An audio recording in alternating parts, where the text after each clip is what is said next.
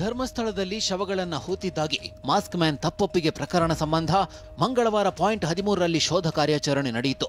ನಿನ್ನೆ 13ನೇ ಪಾಯಿಂಟ್ನಲ್ಲಿ ಮೊದಲಿಗೆ ಡ್ರೋನ್ ಮೌಂಟೆಡ್ ಜಿಪಿಆರ್ ಯಂತ್ರದ ಮೂಲಕ ಶೋಧ ನಡೆಸಲಾಯಿತು. ಬಳಿಕ ದೂರುದಾರ ಹೇಳಿದ ಜಾಗದಲ್ಲಿ 18 ಅಡಿ ಆಳ ಗುಂಡಿ ಬಗೆದ್ರೂ ಯಾವುದೇ ಅಸ್ಥಿಪಂಜರ ಪತ್ತೆಯಾಗಲೇ ಇಲ್ಲ.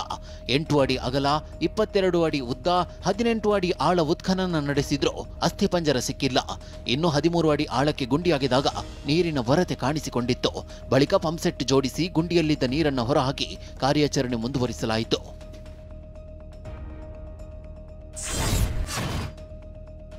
ಹದಿಮೂರನೇ ಪಾಯಿಂಟ್ನಲ್ಲಿ ಶೋಧ ಕಾರ್ಯ ಮುಂದುವರೆದಿದೆ. ಸದ್ಯ 8 ಅಡಿ ಅಗಲ, 22 ಅಡಿ ಉದ್ದ, 18 ಅಡಿ ಆಳ ಆಗಿದ್ರೂ ಯಾವುದೇ ಅಸ್ಥಿಪಂಜರವಾಗ್ಲಿ ಅಸ್ಥಿಯ ಕುರುಹುಗಳಾಗ್ಲಿ ಸಿಕ್ಕಿಲ್ಲ.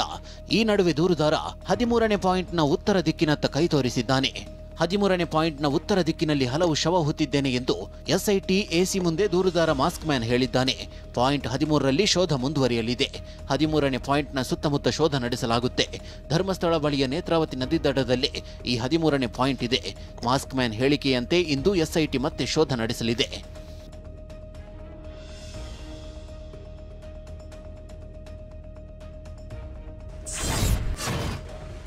ಧರ್ಮಸ್ಥಳದ ಅಸ್ಥಿಪಂಜರ ರಹಸ್ಯ ನಿನ್ನೆ ರಾತ್ರಿ ನಡೆದ ಕಾಂಗ್ರೆಸ್ನ ಶಾಸಕಾಂಗ ಸಭೆಯಲ್ಲೂ ಚರ್ಚೆಯಾಗಿದೆ. ಸಭೆಯಲ್ಲಿ ಸ್ವತಃ ಸಿಎಂ ಸಿದ್ದರಾಮಯ್ಯ ಈ ವಿಷಯ ಪ್ರಸ್ತಾಪಿಸಿದ್ದಾರೆ. ದೂರುದಾರ ಗುರುತಿಸಿದ 13ನೇ ಸ್ಥಳದಲ್ಲೂ ಮೂಳೆಗಳು ಸಿಗದೇ ಇದ್ರೆ ಎಸ್ಐಟಿ ಶೋಧನೆಯನ್ನ ನಿಲ್ಲಿಸಬೇಕಾಗಬಹುದು. ಈ ಬಗ್ಗೆ ಸಚಿವರ ಜೊತೆಗೆ ಚರ್ಚೆ ಮಾಡಿ ಅಂತಿಮ ತೀರ್ಮಾನ ಮಾಡ್ತೇವೆ. ಎಸ್ಐಟಿಯಿಂದ ಶವ ಶೋಧನೆಯನ್ನ ಮುಂದುವರಿಸಬೇಕಾ ಬೇಡವಾ ಎಂದು ಸರ್ಕಾರ ಚರ್ಚಿಸಿ ತೀರ್ಮಾನ ಮಾಡುತ್ತದೆ ಎಂದು ಹೇಳಿದ್ದಾರೆ. ಒಂದು ಸ್ಥಳದಲ್ಲಿ ಮಾತ್ರ ಮೂಳೆಗಳು ಪತ್ತೆಯಾಗಿದೆ. ಎಸ್ಐಟಿ ರಚನೆಗೆ ಜನರಿಂದ ಉತ್ತಮ ಅಭಿಪ್ರಾಯ ವ್ಯಕ್ತವಾಗಿದೆ. ಧರ್ಮಸ್ಥಳ ವಿಚಾರವಾಗಿ ಯಾರೂ ಭಾವನಾತ್ಮಕವಾಗಿ ಹೇಳಿಕೆ ನೀಡಬೇಡಿ ಎಂದು ಸಿದ್ದರಾಮಯ್ಯ ಶಾಸಕಾಂಗ ಸಭೆಯಲ್ಲಿ ತಮ್ಮ ಶಾಸಕರಿಗೆ ಸೂಚನೆ ನೀಡಿದ್ದಾರೆ. ಅಲ್ಲದೆ ಸೋಷಿಯಲ್ ಮೀಡಿಯಾದಲ್ಲಿ ಬರುವ ಚರ್ಚೆಗಳಿಗೆ ಹೆಚ್ಚು ತಲೆ ಕೆಡಿಸಿಕೊಳ್ಳಬೇಕಾಗಿಲ್ಲ, ಅದನ್ನು ಚರ್ಚಿಸುವ ಅವಶ್ಯಕತೆ ಇಲ್ಲ ಎಂದು ಸಿದ್ದರಾಮಯ್ಯ ಹೇಳಿದ್ದಾರೆ. ಹಳ್ಳದಲ್ಲಿ ಕೊಚ್ಚಿ ಹೋಗಿ ನಾಪತ್ತೆಯಾದ 2 ಸಹೋದರರ ಪೈಕಿ ಓರ್ವ ಸಹೋದರ ರಫೀಕ್ನ ಮೃತದೇಹ ಸೋಮವಾರ ಪತ್ತೆಯಾಗಿದೆ. ಹನೀಫ್ಗಾಗಿ ಶೋಧ ಕಾರ್ಯಾಚರಣೆ ಮುಂದುವರೆದಿದೆ. ಉತ್ತರ ಕನ್ನಡ ಜಿಲ್ಲೆಯ ಯಲ್ಲಾಪುರ ತಾಲೂಕಿನ ಕವಲಗಿ ಬಳಿ 8 ಜನ ಕೈ ಹಿಡಿದು ಹಳ್ಳ ದಾಟ್ತಾ ಇದ್ದ ವೇಳೆ 2 ಸಹೋದರರು ಕೊಚ್ಚಿ ಹೋಗಿದ್ರು. ಮನೆಯಲ್ಲಿ ನಗದು ಪತ್ತೆ ಪ್ರಕರಣದಲ್ಲಿ ಅಲಹಾಬಾದ್ ಹೈಕೋರ್ಟ್ ನ್ಯಾಯಮೂರ್ತಿ ಯಶವಂತ್ ವರ್ಮಾ ಮಹಾಭಿಯೋಗಕ್ಕೆ ತ್ರಿಸದಸ್ಯ ಸಮಿತಿ ರಚನೆಯಾಗಿದೆ. ಕರ್ನಾಟಕ ಮೂಲದ ಸುಪ್ರೀಂ ಕೋರ್ಟ್ ನ್ಯಾಯಮೂರ್ತಿ ಅರವಿಂದ್ ಕುಮಾರ್, ಕರ್ನಾಟಕ ಹೈಕೋರ್ಟ್ನ ಹಿರಿಯ ವಕೀಲ ಬಿವಿ ಆಚಾರ್ಯ ಮತ್ತು ಮದ್ರಾಸ್ ಹೈಕೋರ್ಟ್ನ ಮುಖ್ಯ ನ್ಯಾಯಮೂರ್ತಿ ಮಹೀಂದ್ರ ಮೋಹನ ಶ್ರೀವಾಸ್ತವ ಈ ಸಮಿತಿಯಲ್ಲಿದ್ದಾರೆ. ಮನೆಯಲ್ಲಿ ಕಂತೆ ನಗದು ಪತ್ತೆ ಪ್ರಕರಣದಲ್ಲಿ ನ್ಯಾಯಮೂರ್ತಿ ಯಶವಂತ್ ವರ್ಮಾ ತಪ್ಪಿತಸ್ಥ ಎಂದು ಆಂತರಿಕ ತನಿಖಾ ವರದಿಯಲ್ಲಿ ಉಲ್ಲೇಖವಾಗಿತ್ತು. ನ್ಯಾಯಮೂರ್ತಿ ಯಶವಂತ್ ಅವರನ್ನ ಪದಚ್ಯುತಗೊಳಿಸಬೇಕು ಅಂತ ಸಂಸದರು ಮನವಿ ಸಲ್ಲಿಸಿದ್ರು.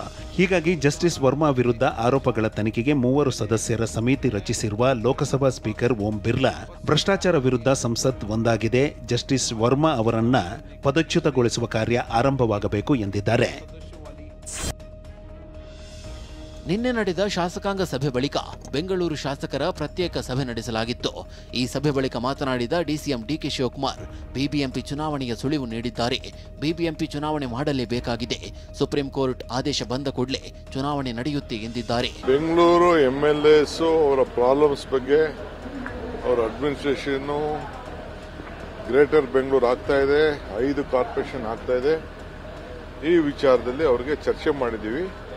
ಎಲೆಕ್ಷನ್ ನಾವು ಮಾಡಲೇಬೇಕಾಗಿದೆ, ಎಲ್ಲ ಸಿದ್ಧತೆ ಮಾಡ್ಕೊಳ್ಬೇಕಾಗಿದೆ. ಆ ವಿಚಾರವನ್ನು ಅವರಿಗೆಲ್ಲ ತಿಳಿಸಿದೆ. ಯಾವಾಗ ಆಗ್ಬೋದು ಅಂತ ಸರ್? ಏನಾದರೂ ಏನ್ ನಾವು ಸುಪ್ರೀಂ ಕೋರ್ಟ್ಗೆ ಅಫಿಡವಿಟ್ ಫೈಲ್ ಮಾಡಿದೀವಿ ಆ ಪ್ರಕಾರ ಆಗ್ತದೆ. ಬಿಹಾರ ಮತಪಟ್ಟಿ ವಿಶೇಷ ಪರಿಷ್ಕರಣೆ ವಿರೋಧಿಸಿ ಇಂಡಿಯಾ ಕೂಟದ ಸಂಸದರು ಸಂಸತ್ ಎದುರು ಮಿಂತಾದೇವಿ ಫೋಟೋ ಇರುವಂತಹ ಟಿ ಶರ್ಟ್ ಧರಿಸಿ ಪ್ರತಿಭಟನೆ ನಡೆಸಿದ್ದಾರೆ. ಬಿಹಾರದ ಮತಪಟ್ಟಿ ವಿಶೇಷ ಪರಿಷ್ಕರಣೆ ವೇಳೆ 124 ವರ್ಷದ ಮಿಂತಾದೇವಿಯನ್ನ ಫಸ್ಟ್ ಟೈಮ್ ವೋಟರ್ ಅಂತ ನಮೂದಿಸಲಾಗಿದೆ. ಹೀಗಾಗಿ ಇಂಡಿಯಾ ಕೂಟ ಮಿಂತಾದೇವಿ 124 ನಾಟ್ಔಟ್ ಅನ್ನೋ ಟಿ ಶರ್ಟ್ ಅನ್ನು ಧರಿಸಿ ಪ್ರತಿಭಟನೆ ನಡೆಸಿದ್ದಾರೆ. ಕಾಂಗ್ರೆಸ್ ಸಂಸದ ಕಿರಣ್ ರೆಡ್ಡಿ ಮಿಂತಾದೇವಿ ಟಿ ಶರ್ಟ್ ಧರಿಸಿ ಸಂಸತ್ಗೆ ಆಗಮಿಸಿದ್ರು. ಮತಕಳ್ಳತನ ಸಂಬಂಧ ಚುನಾವಣಾ ಆಯೋಗದ ವಿರುದ್ಧ ಸಮರ ಸಾರಿರುವಂತಹ ರಾಹುಲ್ ಗಾಂಧಿ ಒಬ್ಬ ವ್ಯಕ್ತಿಗೆ ಒಂದು ಮತ ಅನ್ನೋದು ಸಂವಿಧಾನದ ಅಡಿಪಾಯ, ಇದನ್ನ ಜಾರಿಗೆ ತರುವಲ್ಲಿ ಚುನಾವಣಾ ಆಯೋಗ ವಿಫಲವಾಗಿದೆ ಎಂದಿದ್ದಾರೆ. One man one vote constitution का फाउंडेशन है और इलेक्शन कमीशन की ड्यूटी है कि वो one man one vote enforce करें, और उन्होंने नहीं किया है, उन्होंने अपनी ड्यूटी नहीं की है. तो हम सिर्फ कॉन्स्टिट्यूशन को प्रोटेक्ट कर रहे हैं, उसकी रक्षा कर रहे हैं, संविधान की रक्षा कर रहे हैं.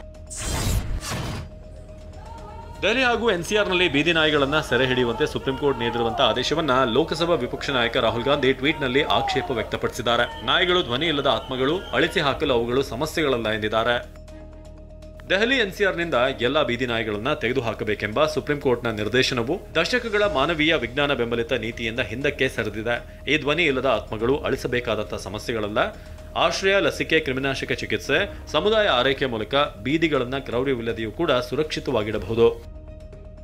ಇನ್ನು ರಾಹುಲ್ ಗಾಂಧಿ ಬೆನ್ನಿಗೆ ನಿಂತ ಮುಖ್ಯಮಂತ್ರಿ ಸಿದ್ದರಾಮಯ್ಯ ಬೀದಿ ನಾಯಿಗಳನ್ನ ಹಿಡಿಯೋದು ಆಡಳಿತವಲ್ಲ, ಕ್ರೂರತನ ಅಂತ ಟ್ವೀಟ್ ಮಾಡಿದ್ದಾರೆ. ನಿನ್ನೆಯಷ್ಟೇ ಸುಪ್ರೀಂ ಕೋರ್ಟ್ ಬೀದಿ ನಾಯಿಗಳನ್ನ ಸೆರೆ ಹಿಡಿದು ಸಂತಾನಹರಣ ಚಿಕಿತ್ಸೆ ನೀಡಿ ಆಶ್ರಯ ತಾಣಗಳಿಗೆ ಬಿಡುವಂತೆ ಆದೇಶ ನೀಡಿತ್ತು. ಮಧ್ಯರಾತ್ರಿ ಎಟಿಎಂ ದರೋಡೆ ಮಾಡ್ತಾ ಇದ್ದ ಖದೀಮ ಲಾಕ್ ಆಗಿದ್ದಾನೆ. ಬಳ್ಳಾರಿಯಲ್ಲಿ ನೈಟ್ ಬೀಟ್ ಪೊಲೀಸರು ಕಾರ್ಯಾಚರಣೆ ನಡೆಸಿ ಆಂಧ್ರದ ಅನಂತಪುರ ಮೂಲದ ವೆಂಕಟೇಶ್ನನ್ನು ಬಂಧಿಸಿದ್ದಾರೆ.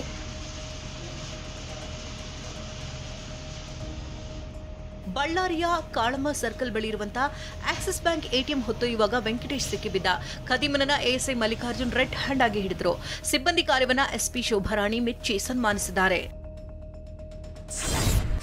ಮಾಜಿ ಕ್ರಿಕೆಟಿಗ ಸುರೇಶ್ ರೈನಾ ಇಡಿ ನೋಟಿಸ್ ನೀಡಿದೆ. ಇಂದು ವಿಚಾರಣೆಗೆ ಹಾಜರಾಗುವಂತೆ ಸೂಚಿಸಿದ್ದು ಬೆಟ್ಟಿಂಗ್ ಆಪ್ ಪ್ರಕರಣ ಸಂಬಂಧ ವಿಚಾರಣೆ ನಡೆಯಲಿದೆ. 1x ಬೆಟ್ ಹೆಸರಿನ ಅಪ್ಲಿಕೇಶನ್ಗೆ ಸಂಬಂಧಿಸಿದ ಅಕ್ರಮ ಬೆಟ್ಟಿಂಗ್ ಪ್ರಕರಣದಲ್ಲಿ ಇಂದು ವಿಚಾರಣೆಗೆ ಹಾಜರಾಗುವಂತೆ ರೈನಾಗೆ ನೋಟಿಸ್ ನೀಡಲಾಗಿದೆ.